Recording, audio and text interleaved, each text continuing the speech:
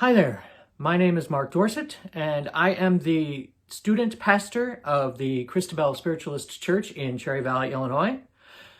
It had been my hope that we would be able to hold a sermon live and in person for everyone, but seeing that that's not something that is in the cards at this particular instance, I just wanted to speak about what's happening in the world right now, about this COVID-19 virus, how it's affecting everybody, and how maybe we can find ways to, not only mitigate what is happening, but also try and find the positives in this where we can. Now, first and foremost, yes, I would much prefer to be speaking to a live audience in person here, but because that is not possible, welcome to my home. And I will be speaking to you today from my home because I truly feel that it is still important for each of us to remain spiritual, to remain connected to infinite intelligence, to God, to spirit, whatever term you use. And as spiritualists, I do feel that it is important for us during this difficult time to also be there for other people and to remind them this really is not the end of the world. Even though, television and especially movies would try and have you believe that everything is horrible and that fear should rule the day, that is not the way that a spiritualist thinks. We are very pragmatic people. We understand nature's laws. We understand how our actions affect others. And that is something that can really happen very easily, that other people don't recognize how they're affecting the people around them. Look, for example, and it's not just here in our area, over in, in the Midwest, in the Rockford, Cherry Valley area, but globally, or especially just in the United States, if we're going to be talking more locally, even in the United States, there are people they're hoarding toilet paper. They're hoarding bottled water. These are resources that not everybody has the ability to go out and buy in bulk. Please. There is not going to be that dramatic of a supply interruption if you do not go out and hoard these products. This sort of thing happens quite often in coastal areas with hurricanes. People will go out and they'll hoard certain things, and then there's not enough for everyone. Remember, as spiritualists especially, remember the golden rule. That is one of our main principles. Do unto others as you would have them do unto you. Or be kind, do good, and others will do likewise. If we take what we need for ourselves and allow others to also have what they need, there's going to still be plenty for us to go around. Please, I am begging you, do not let fear rule the day. It's very easy to fall into that fear-based mindset. Do not allow that to happen. If you have more than enough, please build a longer table, not a taller wall. This is something that is going to affect us all in the next few months. Now, I understand that people want to think of this as being something that in 2 weeks, when most of these quarantines, or not even quarantines in the United States, where most of these voluntary social isolation programs come into play, where the government is asking, and I know a lot of you don't necessarily trust the government, but I trust science. And being spiritualists, we also understand that science and spirituality do go hand in hand together. They help to complement each other. The CDC is suggesting that we not travel unnecessarily. They're not limiting travel. They're asking us to avoid large groups of people. They're asking us to avoid any social engagements that have large groups of people, where it would be much more easily transmitted, where this COVID-19 virus can be transmitted very quickly. If we are not at a place we absolutely need to be, they're suggesting we stay home. So yes, places like the grocery stores, we kind of need food, and we kind of need toilet paper. Places like that, which are important for our societal function, yes, they're asking you you go there, you get what you need, you do not hoard things that you're not going to use. Most people that I have seen hoarding, I literally have seen firsthand somebody hoarding 22 cases of bottled water and bragging to the cashier how they're ready for Armageddon. This is not Armageddon. It's new to most of us in this country, but this is a situation that has happened throughout history many times, and it is how we choose to deal with it. Another good nature's law that we can think of, beyond just the principle of the golden rule, which is also one of nature's laws, another one of nature's laws that we can really think to is the law of cause and effect. what we do will cause an effect on other people. Buying 22 cases of bottled water to make sure that other people don't have enough, that is not helping the situation. Please, just on a larger scale, trust that it's going to work out. And also, I mean, think about it this way. As we go out and we hoard these resources, we are making sure that nobody else has them. As spiritualists, that is not how we approach life. We have that deeper understanding that even if something happens, death is not necessarily something to be afraid of. It's not necessarily something we're all welcoming, but it is something that we understand that the physical death is not the end. It's a change of form. If something happens and we do physically die, we move on, we go on. We still exist. We are still able to help our loved ones. We are still going to be there for them. We can still connect with them. It's not literally the end of the world for us or for our loved ones. Please, choose love. As Martin Luther King said, choose love. Hate is too great of a weight to bear. And that's literally what he says is, I choose love. And I agree with him. He was a very wise man, and his time on this earth was cut short far too soon. But he makes a very valid point there. To trust that love will carry the day. And as spiritualists, that's what we're here to do, is to help bring light, bring love, bring joy into the world. And at the same time, even if you don't get political about it, even if you're just listening to what science is telling us, we don't know a lot about this virus yet, but we do know that it's very easily transmitted. So limit your contact as much as you can. And I understand. I will be the first to tell you that it's very easy for me to sit here and to tell you, just don't go out for a while. That's easy to say, I know that. But we all have jobs, we all have things we have to do, we all have to live our lives during this situation. So all I'm asking is that you all take a little bit of perspective. The only thing we're trying to do by limiting social contact, especially, like I said, even with church services, we are not trying to take away that fellowship. We are not trying to take away that sense of community. We're just trying to keep you all safe and healthy, especially if there's something that we can do to mitigate the spread of this.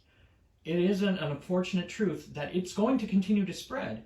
It's a matter of if we can slow down the amount of spreading to a manageable degree so that as few people as possible get sick at the same time. And once people start to build an immunity to this, it is a virus. It's just like the common cold in that sense. It is much more extreme in its symptoms, but we will start to get, our bodies will start to build an immunity. We will start to get used to it. And as people start to recover from this, we'll start to see life move on. This is temporary, and I cannot stress that enough. Please keep the faith that everything will start to work out and try not to panic. As we move forward in this, I think you will start to see that it will progress. It will get worse for a month or two, and then things will definitely level off and get a lot better. But in the meantime, if we don't panic, we're going to be okay. And I want to give a quick, brief, I'm not a fan of this term, but I'm going to use it anyway. I want to give a shout out, not only to our first responders, to the police, to our medical staff, the people in the hospitals, the paramedics, even the people that are there on a support role for people in a more mental health capacity. People are scared, and so they need someone who can be there to listen, someone who can be there to help them through these fears. So in addition to that, for those frontline people who are right there, working in nursing homes, working in hospitals, working in ambulances, who are taking care of our, and I know that there are people who are not a big fan of the police, but they do serve an important role in that they do help to keep us all safe. And so my hat's off to all of them, that they are there putting their lives at risk to try and help save ours. Now, this is something that nobody that I've heard of has really talked about, but I'm also going to say thank you to everyone in the service industry. Everything from people who work in restaurants to people who are the cashiers or the stockers or whoever works in a store, especially at like grocery stores or a pharmacy, because those are the people also, they're frontline people, whether they want to be or not. These are people who quite often are in low-income jobs that are not making much more than minimum wage, yet they're expected to serve us with a smile while we cough and we sneeze and we get sick. And these people are going to work. A lot of times they don't necessarily have a choice in that. And that's a whole other social conversation for another time. But I just want to say thank you to everyone in the service industry who is out there and who is serving the community with a smile. They're the people who are bearing the brunt of other people complaining about there being no toilet paper, there being no water, there being no bread, there being no of whatever staple you're looking for.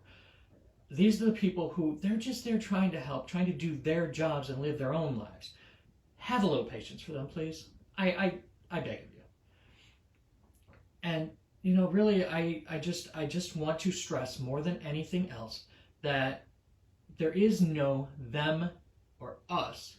They are us, if you think of it that way. Just because someone is buying a roll of toilet paper that you might have wanted, they're not the enemy. They're just somebody else trying to do what they need to do for themselves and their family.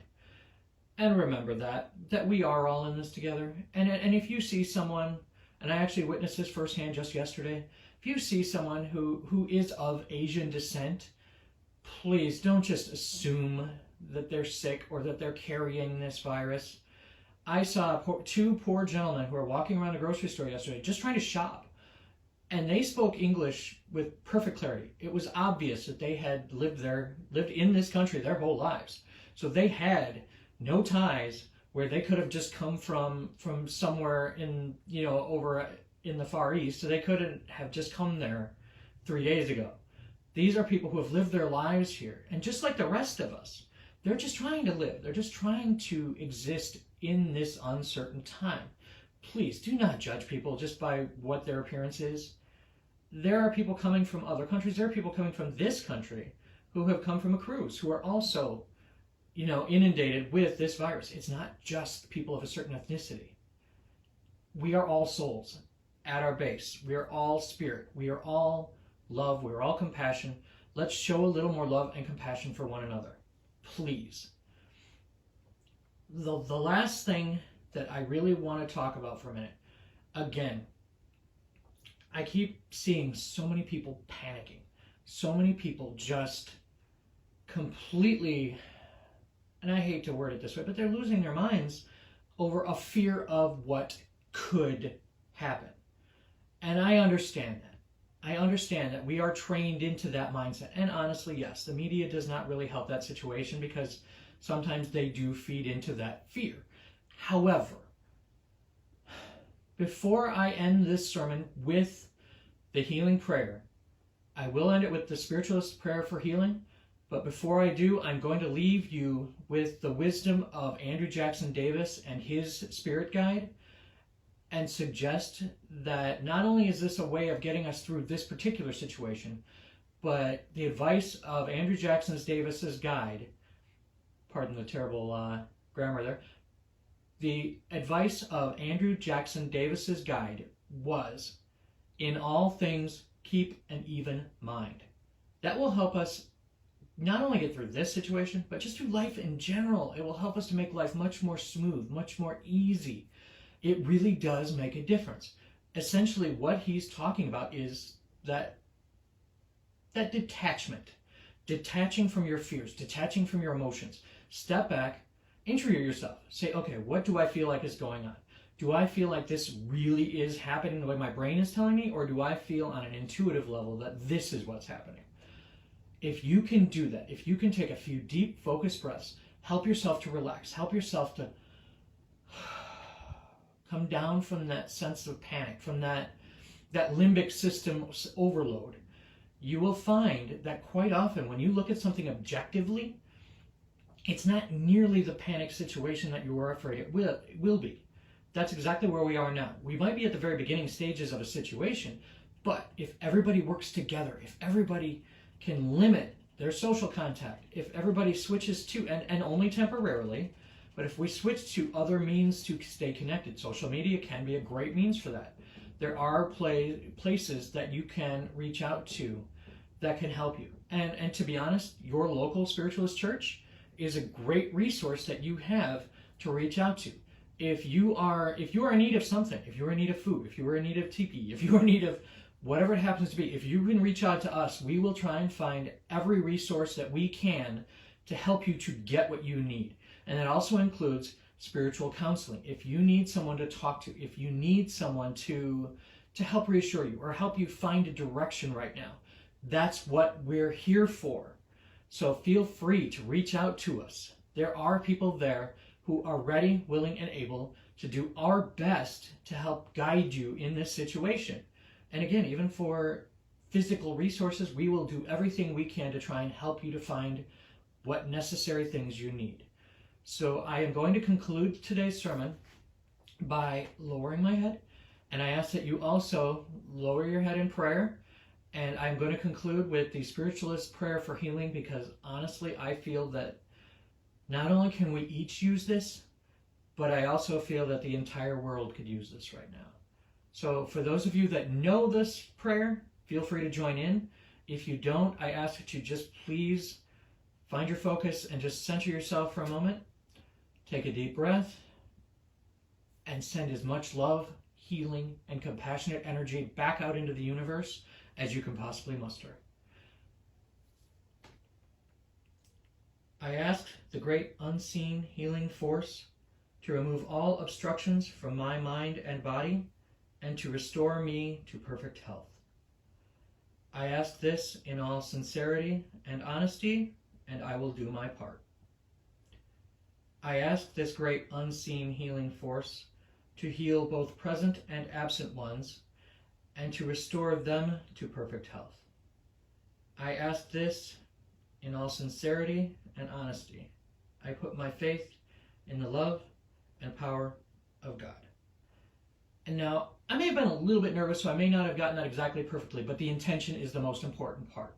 So just so that you remember, when it comes to anything of a spiritual nature and indeed anything in life, intention is everything.